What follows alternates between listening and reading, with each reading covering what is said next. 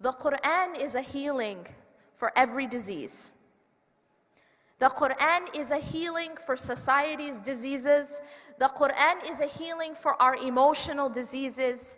The Qur'an is a healing for our relationship diseases.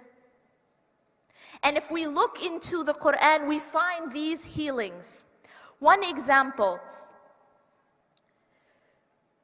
often what makes us broken inside, what becomes a barrier to our healing, is that we go through things that hurt us, that we go through hardship, that we go through loss, that we go through trials, that we go through tragedy. This is a natural part of this life.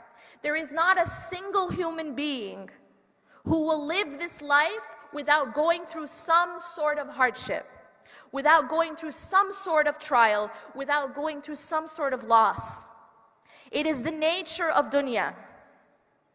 But the Qur'an gives us a healing for these things. The Qur'an gives us a healing for loss. The Qur'an gives us a healing for hardship. You know why? Because Allah subhanahu wa ta'ala tells us, عَسَىٰ أَن تَكْرَهُ شَيْئًا وَهُوَ خَيْرٌ لَكُمْ. It may be that you hate something and it is good for you. And so Allah subhanahu wa ta'ala, through the Qur'an, has given us a completely different lens to see the world. Now all of a sudden, those things that we thought were bad for us, we realize that in fact, they could be good for us. Even if it means losing something we love.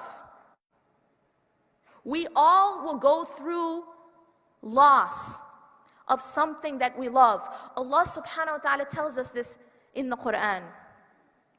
وَلَنَبْلُوَنَّكُمْ بِشَيْءٍ مِّنَ الْخَوْفِ وَالْجُوعِ وَنَقْصٍ مِّنَ الْأَمْوَالِ وَالْأَنفُسِ وَالثَّمَرَاتِ وَبَشِّرِ الصَّابِرِينَ. Allah tells us, Allah warns us, Allah prepares us. وَلَنَبْلُوَنَّكُمْ. We will indeed test you. Indeed. بِشَيْءٍ مِّنَ الْخَوْفِ. With something of fear. See, the fear that we experience in this life is only a glimpse of true fear. It's only a glimpse. It is just shay'un min al-khawf. It is just a piece, a bit of fear. Because real fear is when we are, wa'a'udhu billah, real fear is when a person is standing about to enter hellfire. That is real fear. Real fear is standing on the day of judgment bare. We in this life experience just a glimpse of what fear, of what real fear is like. Yes, we feel afraid in this life. Allah shows us just a little bit, a little glimpse of what fear is like. Real fear. And so He tells us, you will surely be tested. You know, if someone is warning you of something, clearly warning you, then how then can you be surprised when it happens? Right? Allah is warning us. So how then can we be surprised when it happens? And yet we get surprised, don't we? We get surprised that we were tested. We get surprised that we're afraid. We get surprised that something was taken from us. We get surprised. But if we read the Qur'an and reflect on the Qur'an and then absorb the Qur'an, the Qur'anic paradigm into our hearts, it changes the way we view the world. Now all of a sudden we aren't surprised. We aren't surprised. In fact, we expect it. Why do we expect it? Because Allah said so. Allah said, وَلَنَبْلُوَنَّكُمْ بِشَيْءٍ مِّنَ الْخَوْفِ وَالْجُوعِ وَنَقْصٍ مِّنَ الْأَمْوَالِ وَالْأَنفُسِ وَالثَّمَرَاتِ. Our Creator has warned us, has prepared us, that we will surely be tested of something of fear and something of hunger. Again, the hunger of this life is only a glimpse of real hunger. When a person is in hellfire and has nothing to drink except boiling water, what we experience in this life is nothing compared to that. And we ask Allah for protection. But Allah gives us a glimpse. Shay'un min al-khawfi wal-ju'a. So something of fear and hunger. And then comes the loss. And then Allah gives us a glimpse, gives us something. He tests us with something of loss. Do we lose things in this life? Anyone ever lost something? We are always losing something. Allah subhanahu wa ta'ala tells us in Surah Al-Asr, Wal-Asr, He swears by time that innal insana lafi khusr, that indeed mankind is in a state of loss. We're always losing something. We lose time, we lose health, we lose beauty, we lose intellect. Every minute that we live, every day that we live is closer to what? To losing those things. I am coming closer to losing my health, my youth, my intellect, everything. إِلَّا الَّذِينَ آمَنُوا. But there is a group of people who are saved from loss. Capital L. Now we lose things of dunya. That's a fact. But the ultimate loss, capital L, is not for the believers. Because the believers, they don't lose. You know why? Whatever they lose of dunya is saved for them. Whatever they lose of dunya is saved for them with Allah, if they are believers. And so Allah tells us that there's one group of people who are saved from this loss. إِلَّا الَّذِينَ آمَنُوا. Except for those who believe. We have to believe. We have to believe to be able to hold on to anything from this life. If we do not believe, then we will lose everything. Everything. You will not hold on to your money. Your money will not come to you in your grave, except in one situation. In fact, two situations. When that money is used for the sake of Allah, when that money is used for a sadaqah, for a charity that continues to benefit others, it actually comes back in your grave. You want your money to come with you to your grave? Use it for Allah. Use it, give it. Because the money that you hold on to, you lose. Have you ever heard of anyone taking their money with them in their grave? Even if they tried, it would disintegrate, wouldn't it? It's paper. But there's only one way to hold on to that money. Give it for Allah. Give it for Allah and it will come back to you in your grave. As the Prophet ﷺ said, that there are three things that continue to benefit us in our grave. And one of them is the sadaqah, jariyah, the sadaqah, the charity that continues to benefit people even after we die. You want to hold on to your money? You give it. And so there is one group of people who are saved from loss. The first characteristic is that they are those who believe. If you want to hold on to what you have to believe. But belief alone is not enough. Allah tells us the second characteristic in Surah Al-Asr. الَّذِينَ إِلَّا الَّذِينَ آمَنُوا وَعَمِلُوا الصَّالِحَاتِ. And they do righteous deeds. It is not enough for you to say that my iman is in my heart, but it doesn't show up in my actions. It's not enough. Because anytime something is in your heart, it necessarily shows in your action. When you love someone, it shows in your actions. And when you don't care about someone, it shows in your actions. When you are sincere, when you are humble, when you are miserly inside, it shows in your actions. And yet we try to say that we have Iman in our hearts and we love Allah in our hearts, but it doesn't show in our actions. That is a contradiction. When you really have love in your heart, it must show in your actions. Can I prove it to you? A mother's love for her child. We all agree that mothers love their children, correct? This is just one of those things. Believer, non-believer, atheist, agnostic, mothers love their children. So can a mother say, yes, I love my child, but I left my child on the doorstep to starve? But I love my child. I'm overflowing with love for my child, but I neglected my child on the doorstep. That is a contradiction of love. You see the love of a mother in her actions because she'll stay up all night with her child if she needs to. She will lose sleep. She will give up everything for her child. You see that love in action. And yet we say, I love Allah. I love Rasulullah. I have Iman. I have love in my heart, but it doesn't show in our actions. How can I say I love Allah, but I am not interested in pleasing Him?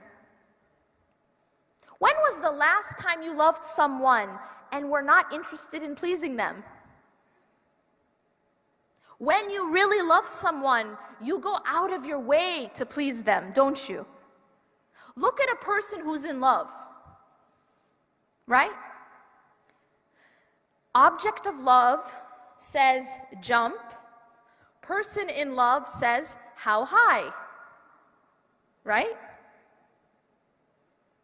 When you're in love with someone, you do whatever makes them happy. That's why love is such a powerful force. It is such a powerful force. And that is exactly why we have to be so careful what we love most. Because whatever you and I love most becomes our master. It owns us. It owns us. We will give anything for the thing that we love most. That's why it's so dangerous to love money most. That's why it's so dangerous to love status most. That's why it's so dangerous to love the creation more than the Creator. Because that object of love, whatever we love most, becomes our master. And so we cannot say we are spiritual but not religious. To say I am spiritual but not religious is as if I am saying I love God. I am in love with God, but I have no interest in following His rules. I love God and I feel high with that love, but I have no interest in doing what pleases Him. What is in my heart must show in action. So Allah tells us that the ones who are saved from loss are those who believe and do righteous deeds. It is not enough to say the hijab is in my heart, that I'm praying in my heart, that the Iman is in my heart, but it is not showing in my actions. It is not enough to say that I am so God-fearing, but I treat my family badly. But I treat the people around me rudely. Because Rasulullah sallallahu alaihi wasallam told us that when the heart is rectified, the entire body becomes rectified. And He said, خَيْرُكُمْ خَيْرٌ لِأَهْلِهِ. The best of you are those who are best to their families. And yet we think that we can be religious by dressing religious, by having a big beard and a big abaya, but it doesn't show in our treatment of others. That's a contradiction. It's a contradiction of the pure state of the heart. When the heart is clean, it shows in our actions. It shows in how we treat people. Look at the example of Rasulullah sallallahu alaihi wasallam. He said, the best of you are best to your families, and I am best to my family. He was the best of us, and so he was best to his family. So if you want to know, how is my heart?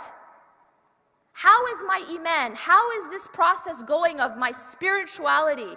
You need to look at your actions. You need to look at how you treat people, especially those nearest to you, especially your own family. Why? Because this is what Rasulullah ﷺ said. He said, this is the gauge. You want to know the gauge of who are the best of you? Those who are best to their families. Not those who can be the best in public. Not those who can be the best only at the masjid, and when they come home, they're monsters. They give their best to the people, in public. They give their best to the people at work, to the people at the masjid. But as soon as they step home, that's when they give their worst. It's supposed to be that you give your best to your family. So this belief needs to be applied in action. And so Allah tells us, إِلَّا الَّذِينَ آمَنُوا وَعَمِلُوا الصَّالِحَاتِ وَتَوَاصَوْا بِالْحَقِّ وَتَوَاصَوْا بِالصَّبْرِ. The second part of this equation, how you and I can save ourselves from complete loss, is not only believing and then putting that belief into action, but we need to become a force of good for our families and our communities and our society. وَتَوَاصَوْا بِالْحَقِّ. That they enjoin one another to truth. We have to be a voice of truth. We have to be a people who stand up for justice. We don't just practice in our homes. We have to be a force in society for good and for truth. That's what tawasaw bil haqqi means. It is not enough to just believe and do good deeds in your home and that's it. And you don't take a stand for your society and for your community and for your families and for other people. That's part of this process. So you need to be a force for good in society. Enjoin one another to truth. Care about people. Care about your society. And then finally, وَتَوَاصَوْا بِالْحَقِّ وَتَوَاصَوْا بِالصَّبْرِ. And they enjoin one another to patience. See, the thing is about this path, the path of faith and good deeds and enjoining one another to truth necessitates patience. It requires a huge amount of patience. You will not be able to be successful in the first three of these criteria, right? Belief, good work, good actions, and enjoining truth, and calling one another to truth. You will not be able to be successful in those three unless you have patience. A lot of patience. And enjoin patience, that we have to support each other in patience. Allah subhanahu wa ta'ala gives us this worldview. This is a healing, because when we read and internalize the Qur'an, we start to see our lives completely differently. We start to see our hardships completely differently. And we go back and we see that Allah has already prepared us, that Allah has already warned us that we will be tested, that we will be tested in something of fear and hunger and loss. What will we lose? شيء وَنَقْصٍ مِّنَ الْأَمْوَالِ وَالْأَنفُسِ وَالثَّمَرَاتِ, and loss of wealth, souls, and fruits of our labor, fruits of our toil. When you go through your life and you lose some money, the one who does not have the Islamic paradigm, does not have the Qur'anic paradigm, will say, why me? This isn't fair. The one who does not have this healing from the Qur'an will be shocked that they lost money and will be angry and may be absolutely devastated to the extent that they don't want to live anymore. There are people who end their lives because they lost money. This is an extreme. But this happened because there wasn't that understanding that Allah has already prepared us for. That there will be loss of wealth and souls. When we lose someone that we love, without this understanding that Allah has already prepared us, that Allah has already warned us, we might react with anger and devastation. And finally, loss in the fruits of our toil. Have you ever put in so much effort into something and gotten no results? Have you ever put in so much effort into something and it just didn't work out the way you wanted? I think it's happened to all of us. And so Allah is also telling us that you will be tested in that. You will be tested in the result not being the way you want. That the fruits of your toil, the fruits of your labor, the results, in other words, will be lost. This is a test.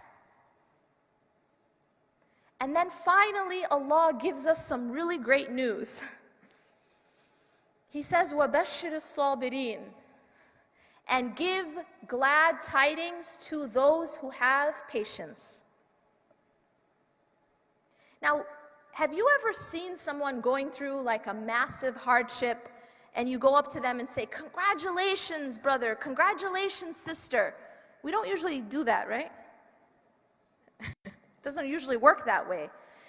But that's almost what the ayah is saying, isn't it? Allah is saying, وَبَشِّرِ الصَّابِرِينَ.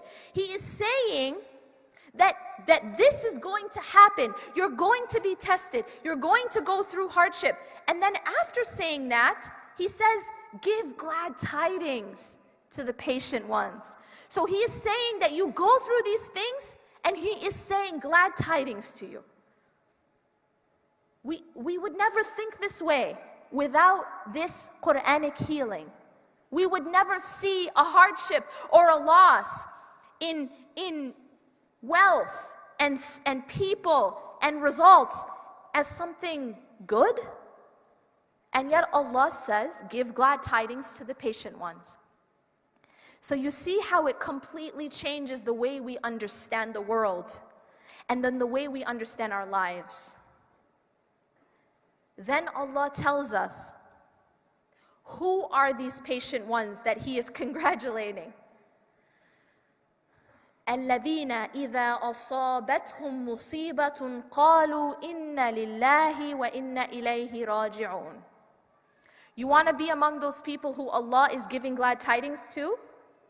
Then do this. When a hardship comes to you in whatever form, you respond with Inna lillahi wa inna ilayhi raji'un. Indeed, we belong to Allah, and to Allah is our return.